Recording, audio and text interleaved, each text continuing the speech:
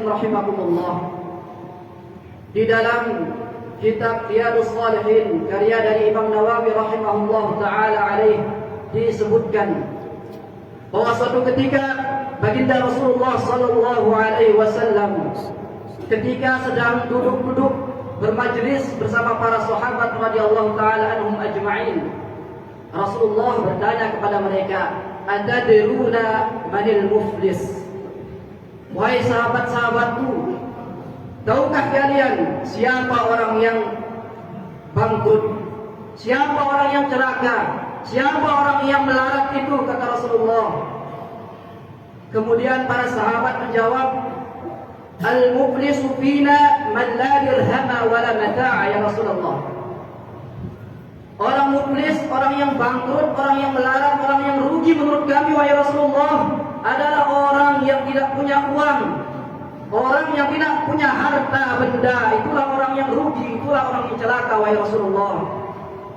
Mendengar jawaban para sahabat ini, Rasulullah sallallahu alaihi wasallam menimpali, "Al-muflis min ummati man ya'ti yaumal qiyamah bis-shalah was-shiyam waz-zakah." Wahai para sahabatku, orang yang muflis, orang yang rugi, orang yang bangkrut, orang yang melarat dari umatku adalah orang yang nanti di hari kiamat, di hari akhirat, datang di pengadilan Allah Subhanahu wa taala dengan membawa pahala salat, membawa pahala puasa, membawa pahala zakat. Wayati qad syatama hadza, akan tetapi dalam kondisi yang sama ia juga membawa dosa. Ia pernah mencaci orang, wa daraba hadza, pernah memukul orang, wa qadhafa hadza, pernah menuduh orang yang bukan-bukan, wa akhadha mala hadza, pernah mengambil hak orang, wa safaka dama hadza, pernah menumpahkan darah orang. Lalu karena kondisi tersebut, di pengadilan Allah Subhanahu wa taala, orang-orang yang pernah ia zalimi ini menuntut keadilan kepadanya. Pahala-pahala puasa, pahala zakat, pahala haji, pahala salat, sedikit demi sedikit diberikan kepada orang-orang yang ngantri untuk menuntut keadilan yang telah ia zalimi di dunia dulu. Sehingga ketika amal-amalnya sudah habis, pahala-pahalanya sudah habis, diberikan kepada orang-orang yang ia zalimi. Sementara orang-orang yang ia zalimi masih banyak mengantri keadilan kepada dirinya. Lalu apa yang terjadi? Dosa-dosa orang yang terzalimi itu ditimpakan atau diberikan kepada orang yang menzalimi tersebut.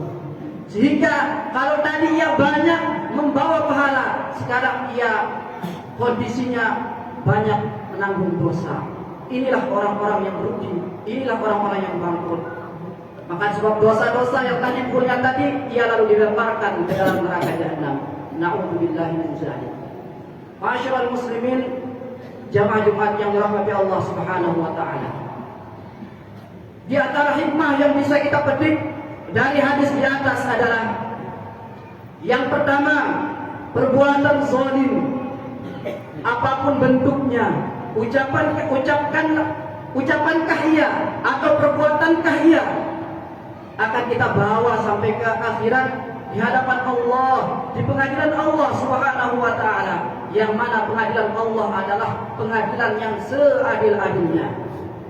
Kemudian yang kedua adalah perbuatan zalim yang kita lakukan kepada sesama manusia tidak akan diampuni oleh Allah sebelum kita meminta maaf, sebelum kita mendapatkan ridho dari orang-orang yang kita zalimi di dunia ini.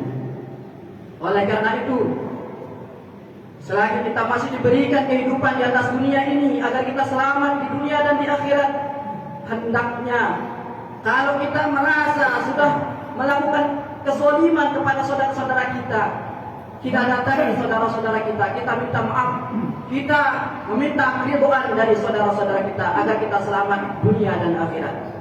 Ma'asyiral muslimin rahimakumullah, jangankan kita, baginda Rasulullah sallallahu alaihi wasallam saja melakukan hal yang seperti itu. Ketika baginda sakit, kemudian menjelang wafat beliau mengumpulkan para sahabat, kemudian bertanya kepada para sahabatnya, wahai para sahabatku, adakah di antara kalian yang merasa pernah aku zalimi? Maka para sahabat semua terdiam, kecuali satu orang yang mengangkat tangan kepada Rasulullah. Saya, wahai Rasulullah, dulu engkau pernah memukul perutku tidak sengaja, tapi itu membuat aku sakit. Maka Rasulullah SAW menyuruh para sahabat, yang belakangan diketahui sahabat tersebut adalah Sayyidina Uqasyah. Beliau dipanggil untuk melakukan qisas di dunia, sehingga nanti di akhirat Rasulullah SAW tidak terkena qisas. Maka ketika Sayyidina Uqasyah ini maju ke hadapan Rasulullah SAW, Sayyidina Uqasyah menangis, melepaskan cambuk, kemudian memeluk Rasulullah SAW. Inilah gambaran bahwa jangankan Rasulullah, kita pun manusia, apalagi kita manusia yang penuh dengan dosa, hendaknya kita minta maaf, meminta ridho kepada saudara-saudara muslim kita. Ma'asyiral muslimin rahimakumullah. Begitu dibencinya perbuatan zalim ini oleh Allah Subhanahu wa taala. Bahkan kalau kita melakukannya kepada hewan pun Allah mengharamkannya. Sudah masyhur satu kisah yang disebutkan oleh Rasulullah SAW. Ada seorang wanita yang dimasukkan ke dalam neraka sebab ia menyiksa seekor kucing. Rasulullah SAW bersabda dalam hadisnya, "Dakhalat imra'atun nara fi hirrah, habasatha wa lam tut'imha wa la tursilha ta'kul fi ardi min khashashil ardi." Atau kama qala Rasulullah SAW. Seorang perempuan dilihat oleh Rasulullah masuk neraka lantaran ia menahan seekor kucing. Dia tidak beri makan dan tidak pula melepaskan kucing itu untuk mencari makanan. Sehingga apa yang terjadi? Sehingga kucing tersebut mati kelaparan. Maka dengan sebab kezalimannya kepada hewan ini, ia dimasukkan ke dalam neraka. Ma'asyiral muslimin rahimakumullah. Oleh karena itu sekali lagi, bagi kita yang menghendaki keselamatan dunia dan akhirat, mari kita introspeksi diri. Mari kita mencari, kita mengingat-ingat siapa yang pernah kita zalimi, kemudian kita datangi dan meminta maaf kepada orang-orang, kepada saudara-saudara yang telah kita zalimi. Masyaallah muslimin rahimakumullah. Akhirnya mudah-mudahan Allah Subhanahu wa taala selalu memberikan kita keafiatan, memberikan kita hidayah taufiknya untuk kita selalu beramal saleh, sehingga kita menjadi orang-orang yang diridhai oleh Allah Subhanahu wa taala. Barakallahu li wa lakum fil Qur'anil azim wa nafa'ani wa iyyakum bima fihi min ayati wa dzikril hakim wa taqabbala minni wa minkum tilawatahu innahu huwal ghafurur rahim.